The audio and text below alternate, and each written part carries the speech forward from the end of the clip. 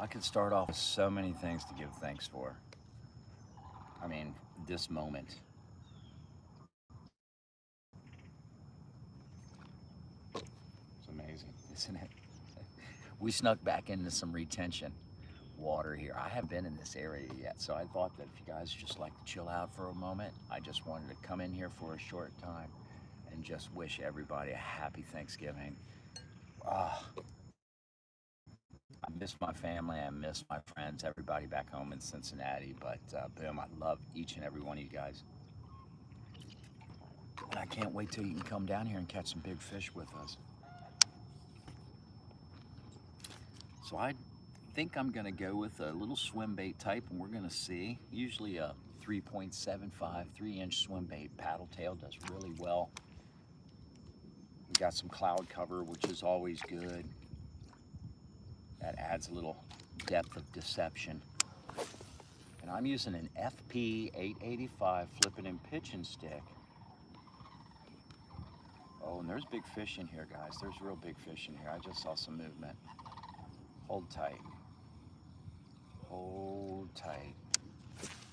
I'm gonna toss that just right past. I saw that. I'm pulling it up over some lily pads.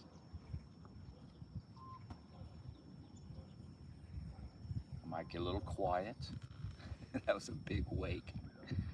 That's for sure. Again, I'm using the FP 885 flipping and pitching stick. This is a 12 to 30. You could use this for a lot of different things. It's a mod fast tip with a heavy power. And that mod fast tip really allows me the opportunity to pull these swim baits through some seriously thick vegetation, like lily pads, big healthy lily pads, the type of lily pads that got big old butt cracks on them, you know, the big lily pad butt cracks, and they are healthy and thick. And then we have just a barrage of different types of grass through here, so a lot of vegetation. And I don't want to work real hard. I want to go slow. I want to keep that swim bait right underneath that water line. And I'm going to push a little wake through there to the point where I can just barely see the wake, and there we go. I saw you, buddy. I saw you. I saw you. Well, you put you up on the leaderboard, that's for sure. So we don't have a big one here, but that one is definitely a scoreable fish. That's about a 13, maybe a 14-inch scoreable fish right there. I'm gonna look inside the mouth there, study. Maybe I can pick up on what you've been eating, but I don't see anything. I love you, man. Give you a big old kiss. Say hello to everybody. Boom, right there, guys. Boom, let's let you go. There she goes. Okay, so we're already here just for just a couple minutes, and we've kind of honed in. Usually around, I think, this time of the year, this type of a morning, they're pretty active. The temperature, the water's been chilling down, and these guys are prepping up for some changes. And let's toss it back over there in that area and see. They might be up in this. You just never know. Where there's one, there's probably another one. And I've got some grass right now. So again, you like in this situation here where I just cast it into a big old pile of grass, and I don't have to work too hard to get my lure away from it, or at least pull that big old heavy clump of stuff to me and clean up my lure and my stuff, and then get right back to fish. And I'm not putting a lot of stress at all on this rod. This rod is definitely I would say one of the best Florida fishing rods you can possibly ever have. So if you're a Florida fisherman, or if you're coming down here to do some serious fishing, wherever you're from, I would definitely bring a rod that is, might seem big and healthy for places like, the Midwest, or, up where I come from, Cincinnati. Now, many of us you know, are fishing with mod fast and big heavy action rigs. We just don't really have those, you know, areas and big bass that you need, you know. So we're using some little bit lighter and more sensitive type of rods, you know, you know, at least a heavy action, at least it has a fast, or a fast action, at least it's a heavy power, I guess is what I'm trying to say. But down here, you just need a little something different. You need to up your game a little bit, because you're going to catch big bass down here, that's for sure. So I'm just casting this stuff right into some slop is what I'm doing. I'm just banking on the fact that bass are up in the shallows, pushed up in here a little bit more, and they're running up in here after some different types of bait fish, pushing it up in here. I don't even know how deep this body of water is. We're probably 4 or 5 feet now. And I think I'm casting up into about a foot, maybe 2 foot of water, maybe a little bit deeper. Often you can see just by the wakes and how the fish, the weird water you might want to call it. Hope everybody's doing good today, man. Hey, how are you doing? Good luck. First place, yes, suck on that. All right. There you go. I take it you're in a tournament right now and you're getting first place. It's pretty early. It's a long tournament to go. I've seen people win it in the last few minutes. You're talking about some hustling to try to get that fish up on a tournament board, that's for sure. That's for sure. I'm back here on the Hobie Trek 11. Big shout out to Strictly Sail and Kayak, located in Blue Ash, Ohio. They've been there since 1978, selling sailboats and canoes and kayaks. Been there for a while. Family-owned business, 3 generations. You can't say that about too many places anymore. But if you're looking for a big stock of kayaks, many different types, Hobies, Old Towns, new canoes, various types of kayaks. They got the, you know, they got the machines you need to push them. They got the motors. They got all the comfort that you need for your kayak. And one of the most comfortable kayaks, there we go. One of the most comfortable kayaks oh, where you got me at, girl? Where you got me at? Let's get over here. One of the most comfortable kayaks I've ever had is this Trek 11. Hopefully I can keep this fish pinned. It's got me down in some structure here. There, it's still on. There you go. There you go. Come here. This is not a big one. Nice. What's up, buddy? Now you're a 12-incher though. You'd be a scoreable bass in a kayak tournament. So we got 2 on board so far at about maybe 26 inches, 27 inches. We'll take that.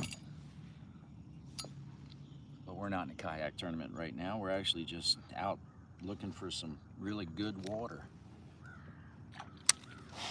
Potential water to fish. Get right back at it.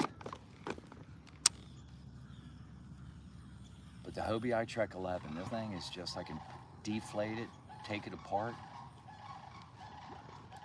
Oh, man, something just, wow. I wasn't even paying attention there. Let's get right back in there. Holy smacks, that thing just tossed that lure right back at me. Came up real late in the game as I was just getting ready to reel it up. It's usually when I take my eye off the prize. You can watch yourself, that's, they'll chase it right upside the boat. Kayak, your watercraft, your skiff, your canoe, whatever you're using. Because fish like to pin stuff up against things. You know, they'll follow something to a certain point, and then they'll it's like just cornering it basically. The bait fish has nowhere to go, so they'll pin it up against a wall, rock, structure. Your kayak, your bass boat. Let's continue back this way. Now we are getting up into some very close residential areas. We're in Central Florida.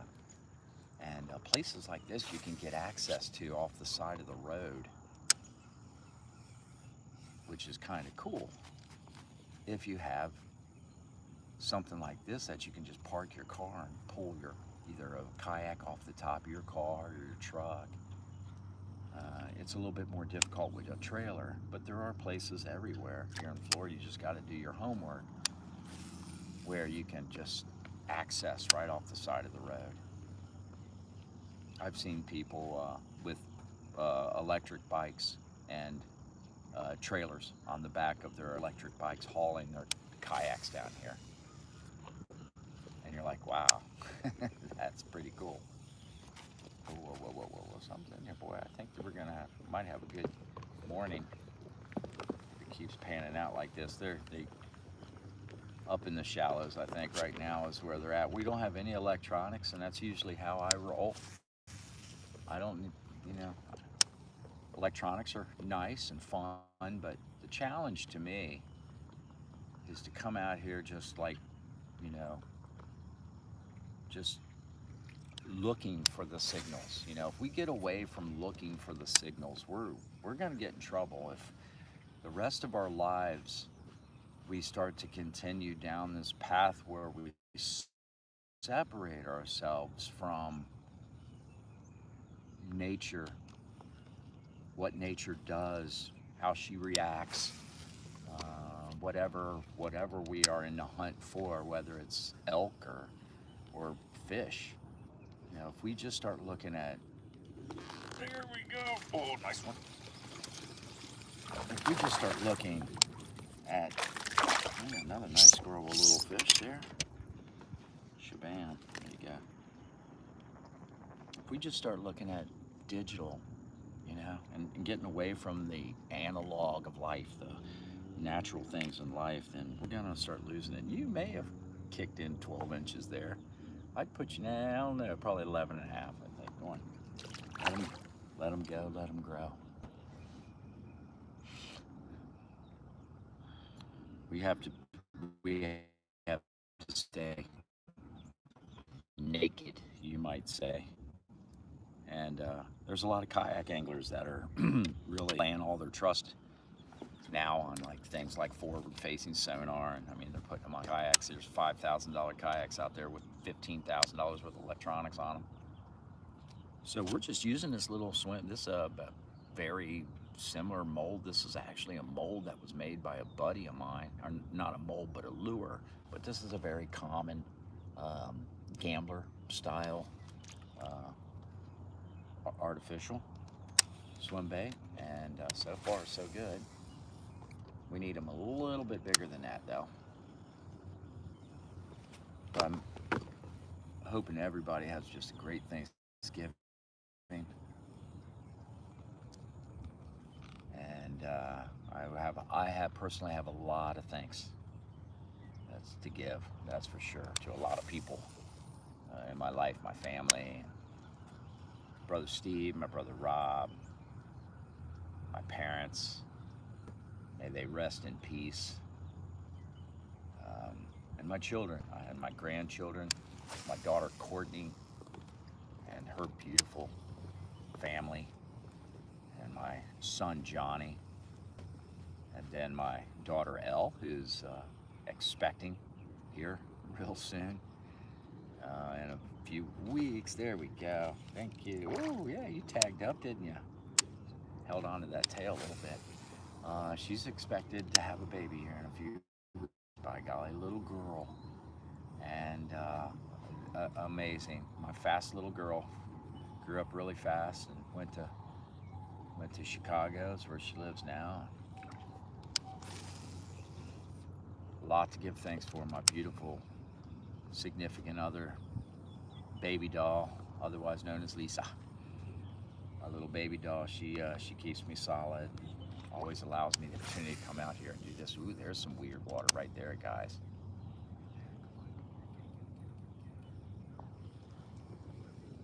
Might just have a pretty good day today, guys. I'm seeing a lot of water movement right now. It's very, come out here and you just start looking at the water. Here in Florida, reading water pretty easy.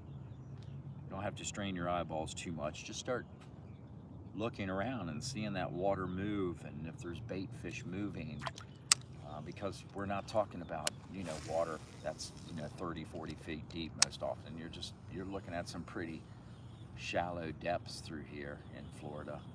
And you do find those particular holes that can be pretty deep, but on average, you may be just looking at 4, 5, 6 feet here. But again, that radically changes from body of water to body of water here. And there are probably 1,500 lakes maybe here in Central Florida. There we go. Man, a lot of these little males. Hi, buddy. Hold on. Hold tight. And I can take care of you. Okay. So I know. Yeah. Not quite measurable, guys. I appreciate it. Tell your mama I'm looking for her. Okay. I'll be back. They're hungry for those guys. That's for sure. I'm gonna try to. This guy's getting beat up. I'm using a 1/4 ounce unbelly weighted hook. It's a Gamakatsu. And spring lock in the front there. Do you remember me from the last stream you did? I sure do, man. How you doing, buddy? I do. I absolutely do.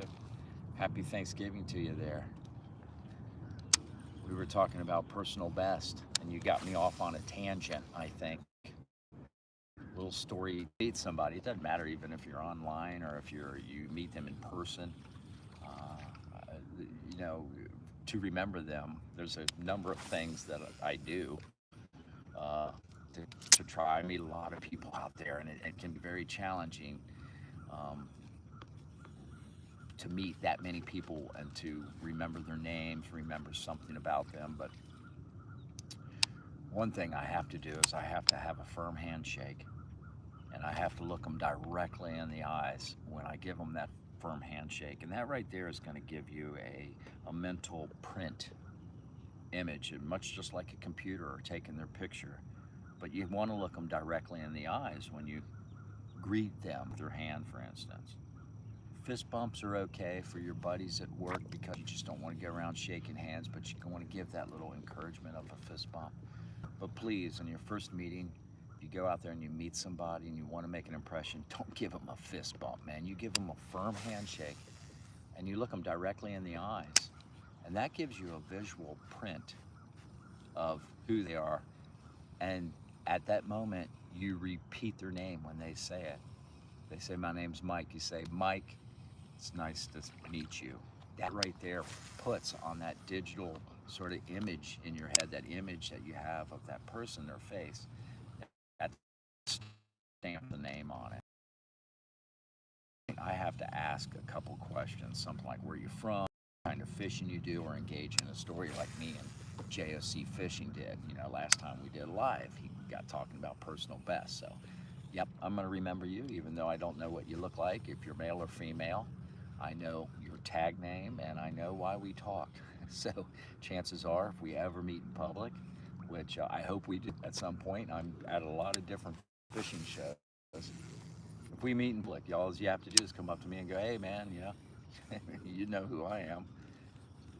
And there's a lot of people that I've met out on the road who I've been Facebook friends with, or they're followers, TikTok, or we're, you know, that kind of mutual followers.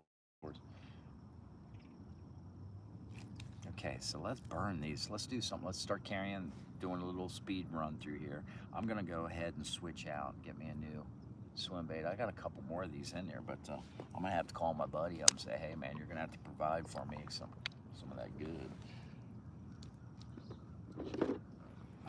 Get some of my soft plastics in here. Here we go.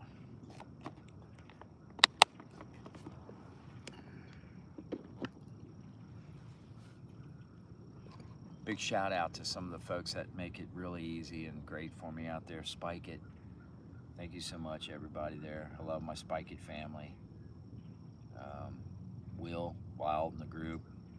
Big shout out to you guys. I love each and every one of you. Big shout out to Mud Hole Custom Tackle, located in Novita, Florida. Thank you so much for the opportunities you provided for me. I really do appreciate that. They have an amazing shop there. It is full service. I'm talking full service. It doesn't matter if you're a crappie pan fisherman, you know, if you're just into crappie or pan fish, or you're into offshore marlin. They have absolutely everything you need there. And they've been around for a while. Mud Hole has been in business as a rod distribution company for many decades. But as it stands now, I think it's been together for about 17 years. And they've gone through some changes, but the change that they've gone through at this point is in their big location, their distribution center, which is the world's largest rod component distribution center. And they'll supply rod components for mom and pop small rod builders to major manufacturers, Lew's, Fitzgerald Fishings, St. Croix, many different you know, rod builders have to have their components distributed to them from some places. Mud Hole does some of that, and they will also facilitate the building of your fishing rod. Say you're a marina that wants to have some private labels, you know, rods that have your name on them, and maybe you just need 12 of them instead of 2,000. Maybe you don't have the budget for 2,000 fishing rods, but that's okay. They have a private label program there that really is an amazing program. You'd have to go through the Advantage Wholesale department. You can speak to probably Captain Mo there, and they can get you set up with a wholesale program and get, you know, those private labels with your company, your marina, your tackle shop, anything. It's got your name on it, and you can have custom-made rods right there in your own location. That is a very popular program, and they're very nice rods. In fact, I've fished with a couple of the blanks. I have them set up a little bit differently, but I use a couple of the blanks to actually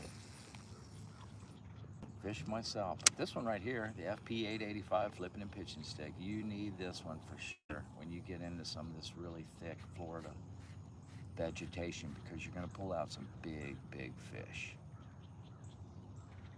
This place has the potential of pulling out monsters.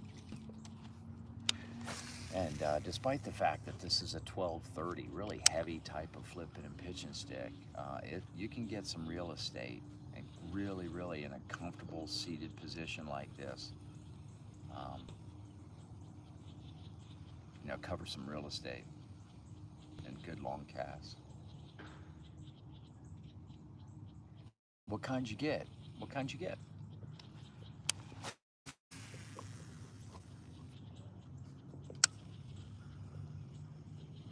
You know, one thing really cool about JOC fishing, one thing that's really cool about something that you may be interested in, is that it's relatively easy to build your own fishing rod. And if you've passed 5th grade art relatively, if you can glue and measure some things, cut something, you can build your own fishing rod, and it's relatively easy. It doesn't need to be a pretty fishing rod to be a very effective one. And that's one of the things that Mud Hole does. They have rod building kits, which are really cool. You might want to check out. They make awesome Christmas gifts. If you have somebody in your life that is like a pretty difficult angler, you have no idea, they love fishing, but they have no idea how to convey to you what they need, or you have no idea they have everything, I bet they don't have a rod building kit for 200 bucks. You could have sent to them everything in a box that it takes to build an actual fishing rod. It's really cool. And And I've actually taken a mud hole class that they have there at their location, a rod building class, and the rest has been just history for me. Man, I came down here and I thought I knew what I needed to do to catch fish. That wasn't until I started really studying and understanding how rods and how different fishing rods for different applications really do make a difference. And that's why tournament anglers on boats have, 10 rods on the port side and 10 rods on the starboard side of their boat.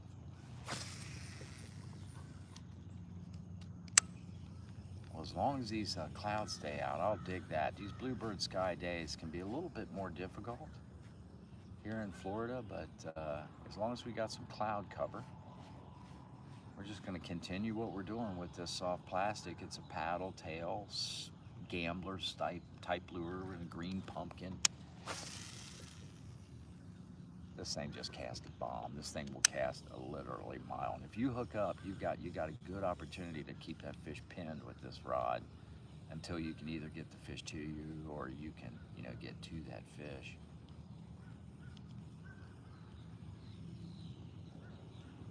We had one earlier on my TikTok. You have to go to John Marion Graves and follow me on TikTok. And we caught just a monster. It was a nice 5-pound bass earlier. It was like one of the first few casts I had. It was just beautiful. So it's been pretty good bites since then.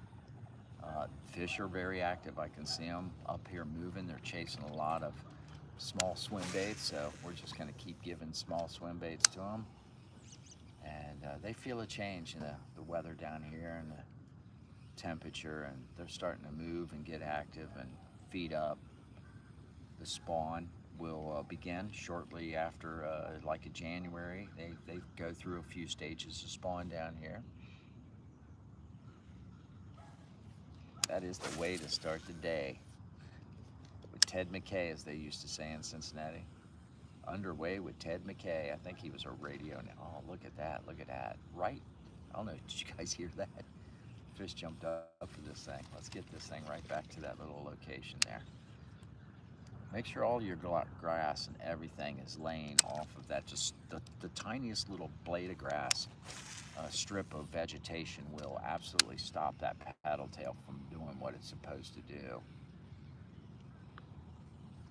And we're just going to keep rolling this thing right, and all I'm doing is just right up underneath the surface. So I'm actually giving a little sound to it. So there's some sound that I'm presenting. I'm presenting some wake, giving the presentation that this bait fish is being chased, that it's wanting to escape predation. Really burning it through here at a certain speed, and they seem to be active, kind of reacting to this speed. So we'll just keep rolling and see what happens. But I'm going to move out here shortly. I don't like staying around in one spot too long, and I think again, that's one of those, well, it feels like we're pinned up on a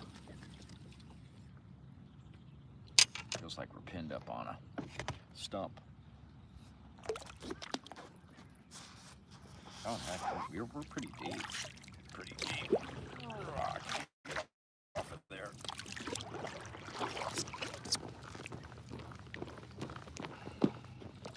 There we go. Wow, there is a ton of movement up here. I'm just gonna get right back at it, guys. Hold your horses.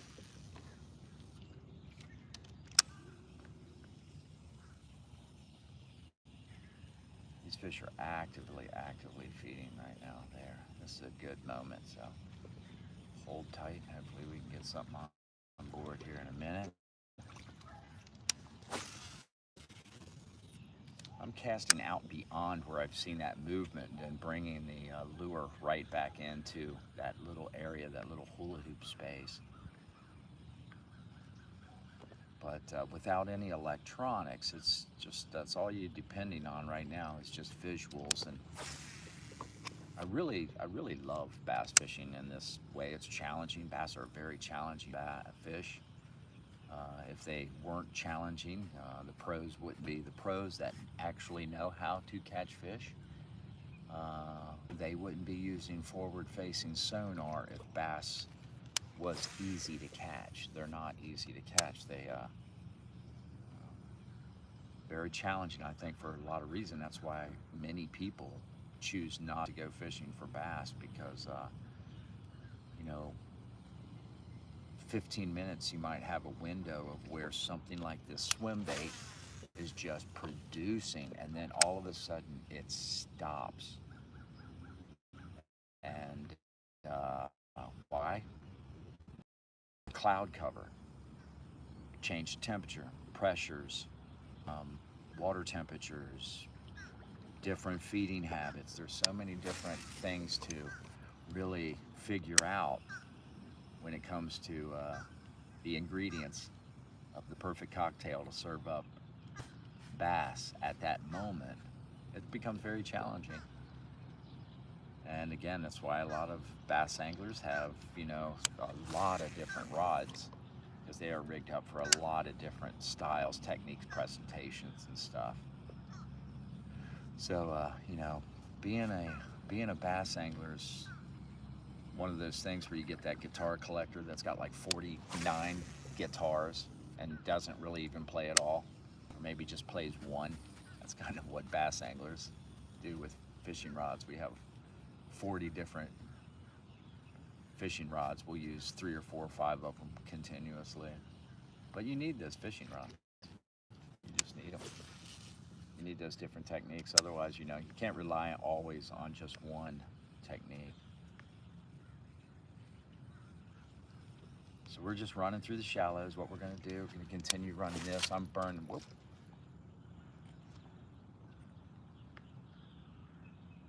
Got a little too overzealous on that one. I think it's the word I want to use for. I hope everybody has a great Thanksgiving, guys. How you doing? So, JOC Fishing. So what type of rod did you get, man? I'm curious.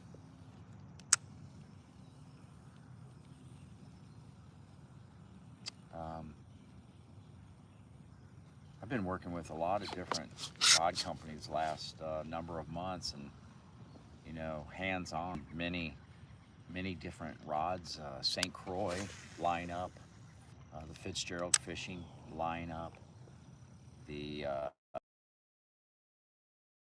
lineup, the Daiwa lineup. Everything from you know, the offshore jigging, deep drop jigging type of rods to you know, bass rods of many different types. Come on, there's some weight coming up. Come on, something wants to follow it. Let's do it. Let's do it. But I'm hoping everybody has a great Thanksgiving, man. I have so much to give thanks for. It would take me a month of Sundays. I try, you know, to keep me kind of mentally active out on it. You know, say we're having a 9-hour tournament day here, and to keep my mind occupied and from really kind of getting bored and complacent. I like to, I have a saying that every cast is a prayer and every catch is a ceremony. And I think of somebody, you know, my buddy Todd Gay from school, and hoping that him and his family and everybody's doing good.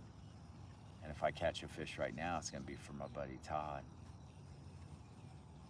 And we all, you know, have a lot of stuff to give thanks for. My beautiful dogs. I love my dogs too, and I give thanks for them. There's another prayer sent out there. A prayer for my dogs, catch a big hog. That would be So you can see I'm moving this in pretty quick. I got a quick retrieval on this. It's just right up underneath the water line, and I'm throwing out a little wake, and I want to see something move. I'm casting into depths that are just about 2-3 feet. There may be a few holes deeper, maybe a little spot shallower. Looks like we're in can't, well, I'm not seeing the bottom, so we may be in anywhere from 3 to 100 feet with alligators, and there is a chance of alligators. I've not been in this particular area, so there's a huge, chance that there's a little resident gator. So you always want to keep your eye on the prize, man, because there's probably an eye on you. And inflatable kayaks can be somewhat vulnerable to prehistoric animals that are pissed off at you because you're just kind of into their area. There are certain area times, definitely, with gators, and they do get territorial when breeding starts. So you just gotta, just kind of roll with it, man, and be cautious of them. There we go. Come on. Get it, get it, get it, get it, get it. Move after it. And just be cautious and be aware of them and be respectful. They probably have figured out that we're going to be here for a while too, so let's just work together and just be respectful of them. Don't taunt, don't tease, don't think that you can outrun one because it's got short little cheap legs. No, it'll flat out race you, and at that point you're really intimidating, and you're really you're running, and there's that energy, and it's just like making a bass strike.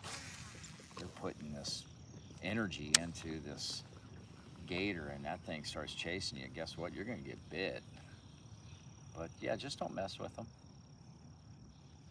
Like the folks out at Yellowstone, you like to get close to the bison and take a picture. It's probably not a good idea. It's not a good idea.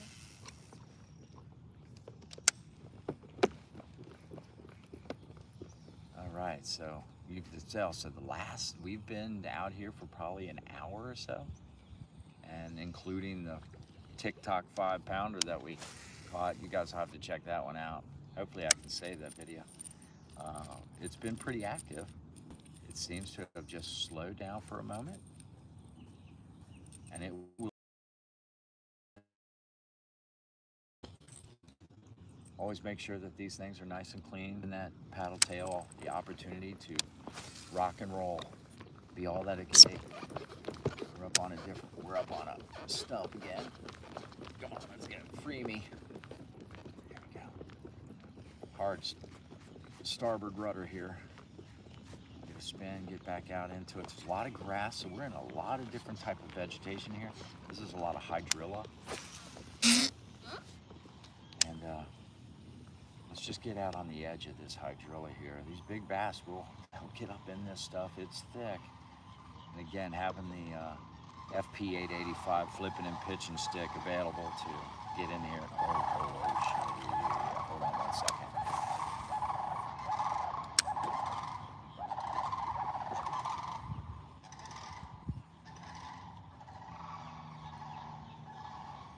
Touch it. Oh my God.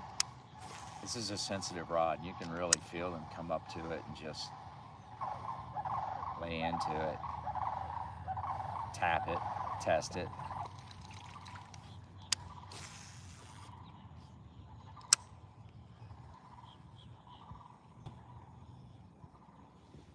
Got my mouth open, like it makes a difference in how you catch a fish. Can you concentrate better with your mouth open?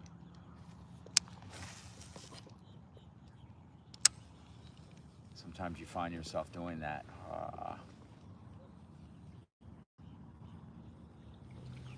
Okay, let's keep moving. A little weird water.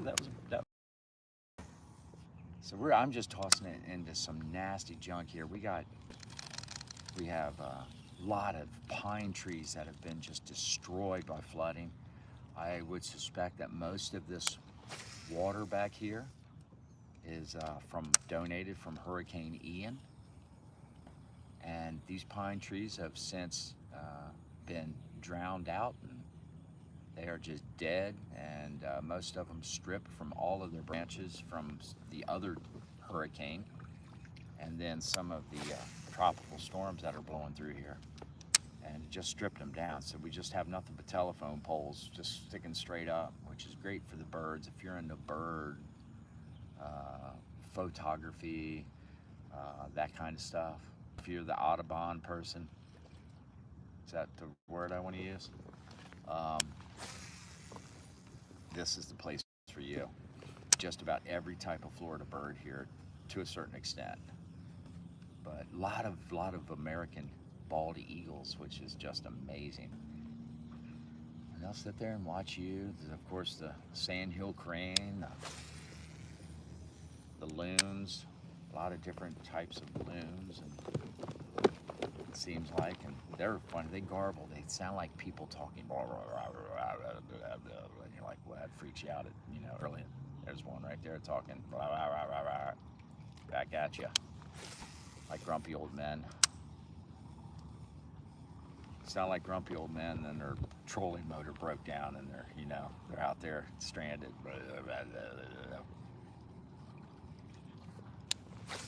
So let's cover some distance. So that's another nice thing about this FP885, man. This thing, for a great inshore rod, this will handle trophy red, speckled trout, snook, tarpon. This is a great rod, man. One of the best blanks that MHX makes, no doubt. Rah, rah, rah, rah. That's, can you hear guys hear him up there?